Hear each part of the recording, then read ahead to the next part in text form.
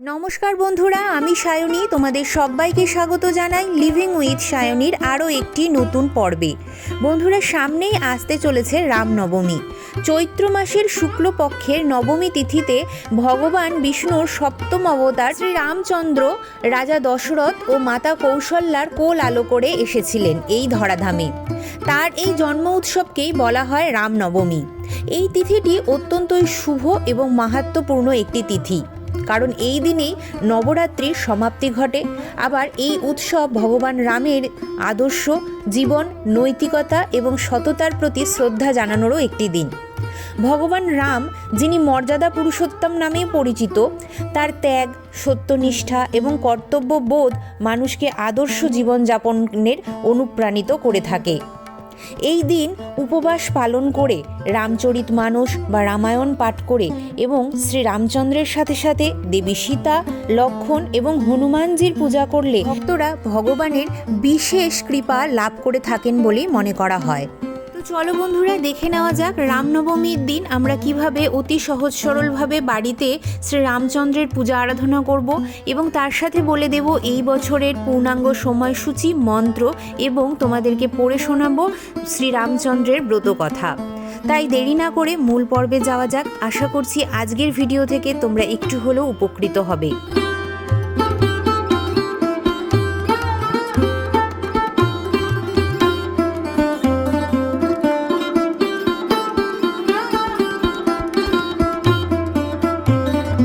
ভগবান শ্রীরামের জন্ম হয়েছিল ঠিক মধ্যাহ্নে। তাই আমরা মধ্যাহ্নে স্নান সেরে শুদ্ধ বস্ত্রে ঠাকুর মন্দিরে আসব। হাতে নেব একটু গঙ্গা জল, করব আচমন।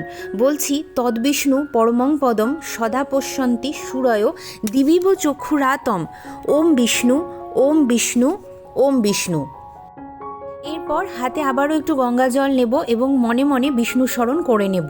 বলবো, অপবিত্র পবিত্র বা সর্বাবস্থাং গত পিবা যৎ স্বরেত পুণ্ডরীকাক্ষ সবাহ্য অভ্যন্তর সূচি নমসূচি নমসূচি নমসূচি। ভগবান শ্রী বিষ্ণুর যা পছন্দ, রাজা রামচন্দ্রেরও ঠিক তাই জিনিসই পছন্দ। তাই আমি পূর্ব দিকে একটি জলচৌকি পেতেছি এবং রাজা রামচন্দ্রের অত্যন্ত প্রিয় একটি রং হচ্ছে হলুদ বর্ণ। তাই হলুদ রঙের একটি কাপড় দিয়েই তার আসনটিকে আমি প্রস্তুত করেছি। এই হলুদ রঙের কাপড়ের উপর আমি সামান্য একটু গোলাপের পাপড়ি ছিটিয়ে নিয়েছি, কারণ এটি মা সীতার অত্যন্ত প্রিয়। এইভাবেই আমি আসনটিকে প্রস্তুত করেছি। পূজাবিধি শুরু করার আগে চলো বন্ধুরা, দেখে নেওয়া যাক এই বছরের রামনবমীর সময়সূচি। এই বছরের রামনবমী পড়েছে 27শে মার্চ, বাংলার 12ই চৈত্র 1432 শুক্রবার। নবমী তিথি শুরু হচ্ছে আগের দিন অর্থাৎ 26শে মার্চ দুপুর 2:31 থেকে, এবং তা স্থায়ী হবে 27শে মার্চ দিবা ঘন্টা 12:21 অবধি। পুজোর শুভ মুহূর্ত পড়েছে 27শে মার্চ দিবা 10:29 থেকে 11:15 মধ্যে, আর দীপদানের শুভ মুহূর্ত পড়েছে দুপুর ঠিক 12টা থেকে 12:21 মধ্যে। 2 বছর আগে আমি রাম দরবারের যে চিত্রপটটি কিনেছিলাম, আমি আজকে সেই চিত্রপটেই পূজাবিধিটি সম্পন্ন করে দেখাচ্ছি। এখানে অযোধ্যার রাম মন্দিরটি খুব সুন্দরভাবে বর্ণনা করা আছে। সাথে আছে রামানুজ 3 জন এবং তার সাথে আছে তার পরম ভক্ত বজরংবলী। তার সঙ্গে মাতা সীতা এবং রামচন্দ্র তো আছেনই। প্রথমেই আমি স্নানের জলটি প্রস্তুত করব। ঘটিতে একটু গঙ্গা জল নিয়েছি, তোমরা এখানে পানের যোগ্য জলও নিতে পারো। তাতে দিয়ে দিচ্ছি একটু অঘরু, আর অবশ্যই গোলাপ জল দিচ্ছি, যা মাতা সীতার অত্যন্ত প্রিয়। বন্ধুরা, তোমাদের কাছে যদি রাজা রামচন্দ্রের পাথর বা পিতলের মূর্তি থাকে, তাহলে তোমরা এই দিন অবশ্যই পঞ্চামৃত করাতে পারো। পঞ্চামৃত অর্থাৎ দধি, দুগ্ধ, ঘৃত, মধু এবং শর্করা, আর পরে অবশ্যই গঙ্গা জল। যখন আমি তাদেরকে স্নানাভিষেক করাই, মনে মনে রাম রাম জয় রাজা রাম, রাম রাম জয় সীতারাম, এই মন্ত্রটি বারবার করে উচ্চারণ করি। এই দিন কিন্তু বারে বারে রাজা রামচন্দ্রের নাম নেওয়াটা খুবই শুভ বলে মনে করা হয়। এখানে দেখো, আমি একটু কেশরী চন্দন বা অষ্টগন্ধা চন্দন নিয়েছি, আর সেটা কিন্তু গঙ্গা জল দিয়ে সুন্দর করে গুলে নিয়েছি। এই চন্দনের দ্বারাই আমি রাজা রামচন্দ্রের ললাটে এবং তার অনুজদের ললাটে তিলক করব। তোমরা চাইলে এখানে শ্বেত চন্দনও বেটে নিতে পারো। যখন আমি তিলক করি তখনও আমি এই একই মন্ত্র কিন্তু জপ করি। এই দিন যতবার সম্ভব বারবার বলছি বন্ধুরা, তোমরা কিন্তু রাজা রামচন্দ্রের নাম, মাতা সীতার নাম, এমনকি হনুমানজির নামও তোমরা কিন্তু নিতে পারো।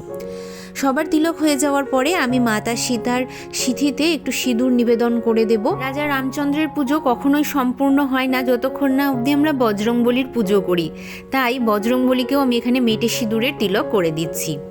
পূজাবিধি শুরু করার আগে আমি এখানে অগ্নিদেবকে আবাহন করব, তার জন্য একটি মাটির প্রদীপ নিয়েছি এবং তাতে আমি নতুন সলতে দিয়ে একটু তেল দিয়ে আমি এখানে প্রদীপ প্রজ্বলিত করছি। মাতা সীতাকে লক্ষ্মী স্বরূপা বলা হয়, তাই তার তেল ভীষণ প্রিয়। তবে কেউ যদি তোমরা চাও এদিন ঘিয়ের প্রদীপও প্রজ্বলিত করতে পারো। প্রথমে আমি অগ্নিদেবকে আবাহন করে নিচ্ছি।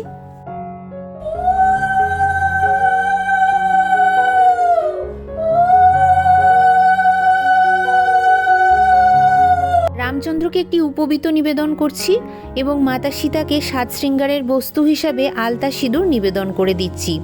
প্রথম পুজো গণপতি বাপ্পা ছাড়া কোনো পুজোই সম্পন্ন হয় না, তাই আমি এখানে তাকে স্থাপন করছি। সামান্য একটু আতপ চাল আর একটি সুপুরিতে মৌলি সুতো বেঁধে আমি এখানে গণেশ ঠাকুরকে স্থান দিলাম এবং তার গলাতেও একটি উপবীত বা পৈতে আমি পরিয়ে দিচ্ছি। ভগবান শ্রী বিষ্ণুর পুজোতে জলশঙ্খ স্থাপন করাটা অত্যন্তই গুরুত্বপূর্ণ একটি বিষয়, তাই জন্য আমি এখানে একটি পানি শঙ্খে জল পূর্ণ করে হলুদ ফুল দিয়ে আমি তাদের আসনে স্থান দিলাম। এই দিন রাজা রামচন্দ্র এবং মাতা সীতাকে অনেকেই বস্ত্র নিবেদন করে থাকেন, অর্থাৎ ধুতি বা শাড়ি নিবেদন করে থাকেন। তবে যারা এটা করতে পারছো না তারা একটু মৌলি সুতো নিয়ে নেবে। মৌলি সুতো যে কোনো দশকর্ম দোকানে পেয়ে যাবে এবং 10 থেকে 12 টাকা দাম হয় এটার। এই মৌলি সুতোর মধ্যে আমি একটু আতর লাগিয়ে নিচ্ছি। আতর কিন্তু আমি এখানে গোলাপের গন্ধযুক্ত নিচ্ছি, তোমরা চন্দনের গন্ধযুক্তও নিতে পারো এবং সেটি আমি প্রভুর গলায় বস্ত্রস্বরূপ নিবেদন করছি। যারা বস্ত্র নিবেদন করবে তাদের এই ক্রিয়াটি না করলেও চলবে। এবার আমি বলবো বন্ধুরা, ভগবান শ্রী রামের যেগুলো পছন্দ সেটা হচ্ছে হলুদ ফুল এবং সাদা ফুল, তাই জন্য আমি একটি সাদা মালা নিয়েছি। প্রথম পূজ্যের পুজোর জন্য এবং বজরংবলীর পুজোর জন্য জবা ফুল আর মাতা সীতার অত্যন্ত প্রিয় গোলাপ ফুল নিয়ে নিয়েছি আর নিয়েছি একটু হলুদ ফুল। তবে যারা এত কিছু জোগাড় করতে পারছো না তারা হলুদ ফুল এবং কমলা রঙের গাঁদা ফুল দিয়েও কিন্তু সব পুজোটি সম্পন্ন করতে পারো, আর একটু তুলসী পাতা নিয়ে নিতে পারো। আর এই পুজোতে যেটা লাগে সেটা হচ্ছে সাদা পদ্ম, লাল পদ্ম যদি তোমরা পেয়ে যাও সেই দিন তাহলে নেবে, আমি আজকে পাইনি তাই নিতে পারিনি। সাদা চন্দন বেটে নিচ্ছি, কেন এই পুজোতে সাদা চন্দন লাগে। এবার আমি তোমাদেরকে উপবাসের নিয়মটি বলবো। বন্ধুরা, যারা তোমরা নির্জলা উপবাস থেকে মধ্যাহ্নে পুজো করতে পারছো তাদের জন্য তো ভালোই, যারা করতে পারছো না তারা লিকার চা, শরবত, এমনকি ফল বা একটু ফলের রসও খেয়ে নিতে পারো বা ডাবের জল খেতে পারো। পুজো হয়ে গেলে প্রসাদ মুখে দিয়ে তারপরে তোমরা লুচি, পরোটা, ডালিয়া, সাবুর খিচুড়ি, ফল, মিষ্টি এসব খেতে পারো, তবে অন্নটা না খাওয়াই এই দিন ভালো। এখানে দেখো আমি 3টি তুলসীপত্র নিয়েছি আর শ্বেত চন্দন তাতে সংযোগ করেছি। এবার দেখো এখানে আমার যে চিত্রপটটি আছে সেখানে কিন্তু রামচন্দ্রের পাদপদ্ম আছে। এই যে দেখো হনুমানজির সামনে এখানে তার পাদপদ্ম আছে, তো এই পাদপদ্মতে কিন্তু আমি 2টি তুলসী পাতা চন্দন সহযোগে নিবেদন করব। তো এখানে আমি তুলসী পাতা নিবেদন করে দিচ্ছি। আর যেটা লাগে সেটা হচ্ছে হনুমানজির বক্ষে একটি তুলসীপত্র নিবেদন করতে হয়, কেন কি মনে করা হয় যে হনুমানজির বক্ষেও শ্রীরামচন্দ্র বাস করেন, তো তার বক্ষেও আমি একটি শ্বেতচন্দন সহযোগে তুলসীপত্র দিয়ে দিচ্ছি। শ্বেতচন্দন সহযোগে একটি সাদা ফুলের মালা আমি রামচন্দ্রের গলায় পরিয়ে নিচ্ছি। পরানোর পরে দেখো কি অপূর্ব লাগছে শ্রীরামচন্দ্র এবং মাতাকে।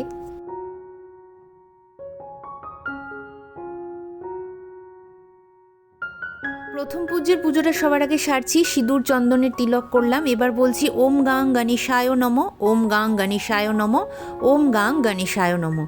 এই বলে আমি জবা ফুল এবং দূর্বা তাকে নিবেদন করলাম। আমি 3বার পুষ্প নিবেদন করব, আর গোলাপ যেহেতু আজকে আনা হয়েছে তার গোলাপের পাপড়িও ভীষণ প্রিয়, তাই আমি কিছুটা পরিমাণ গোলাপের পাপড়িও তাকে দিয়ে দিচ্ছি। সর্বপ্রথম আমি মাতা সীতার পুষ্পাঞ্জলি দিচ্ছি, কেন কি বিষ্ণুর যে কোনো অবতারের ক্ষেত্রে মাতা লক্ষ্মীর পুজো সবার আগে করতে হয়। ওম জনক যাওই বিদ্মহে রাম প্রিয়াওই ধীমহি তন্নো সীতে প্রচোদয়াৎ, এই মন্ত্রটি বলে আমি মাতা সীতার উদ্দেশ্যে পুষ্পাঞ্জলি দিয়ে নিচ্ছি। বন্ধুরা, বিষ্ণুর যখনই তুমি পুজো করবে না কেন বা তার অবতারের যখনই পুজো করবে না কেন, লক্ষ্মী স্বরূপা যিনি থাকেন তাকে আগে পুষ্পাঞ্জলি দেবে, এটা কিন্তু নিয়ম, এবং তাতে কিন্তু ভগবান শ্রী বিষ্ণু বা তার অবতার ভীষণভাবে প্রীত হন। এরপর আমরা রামচন্দ্রকে পুষ্পাঞ্জলি দেব। ওম যজ্ঞেন যজ্ঞম যজন্ত দেবস্থানি ধর্মাণি প্রথমামহং তে হ নাকং মহিমানং সচন্দন যত্র পূর্বে সাধ্য শান্তি দেবং।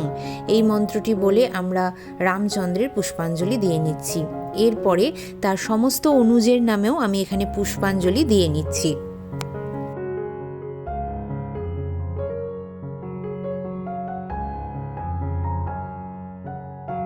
ওম তেজস্বে নমঃ ওম হাং হনুমতে নমঃ। এই মন্ত্রটি বলে আমরা হনুমানজির পুষ্পাঞ্জলি দিয়ে নিচ্ছি।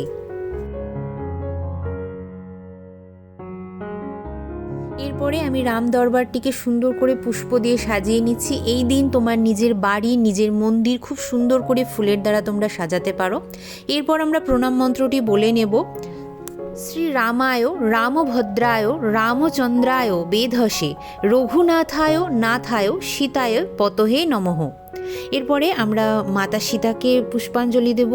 বন্দে রাম হৃদয় ভোজং প্রকাশং জনকাত্মজম শত্রীবর্গ পরমানন্দদায়িনীং ব্রহ্মরূপিণীং নমো নমঃ।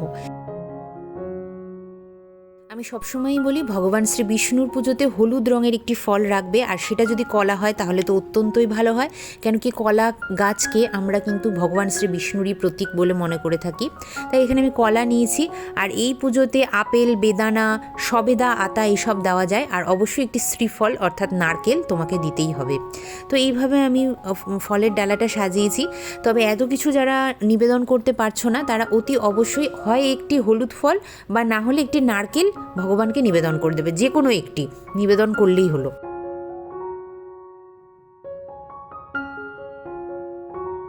এখানে আমি পানীয় জল নিয়ে নিচ্ছি মাতা সীতা আর ভগবান শ্রীরামের উদ্দেশ্যে। আর এরপরে দেখো বন্ধুরা, একটা থালা ভর্তি আমি মিষ্টি নিয়েছি, যেখানে আছে বেসনের লাড্ডু, মতিচুর লাড্ডু আর একটা সন্দেশ।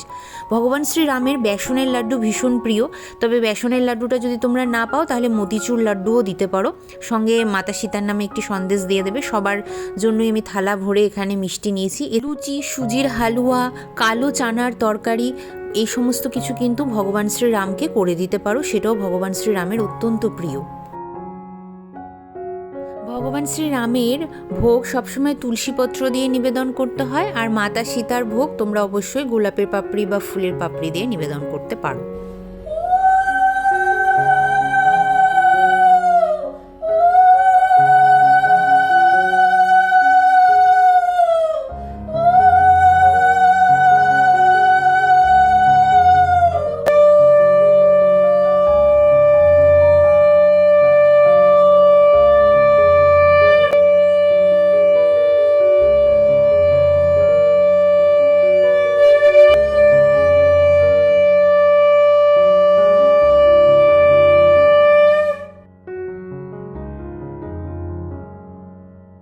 রাজা শ্রী রামচন্দ্রের জন্মের আনন্দতে গোটা অযোধ্যা এই দিন দীপমালায় সেজেছিল।